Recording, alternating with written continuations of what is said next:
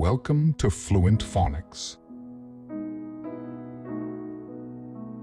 Today we will discover the proper pronunciation of the word dozing.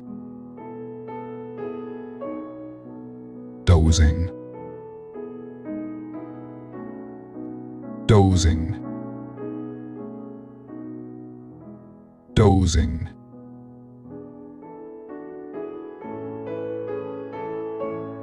Here's an example of how one might use it in a sentence. After a long day of work, he found himself dozing off on the couch.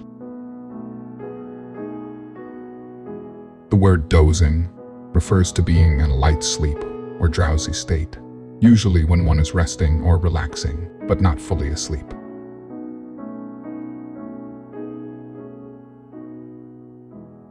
Thank you for your time. If you enjoyed this, please like and subscribe for further content.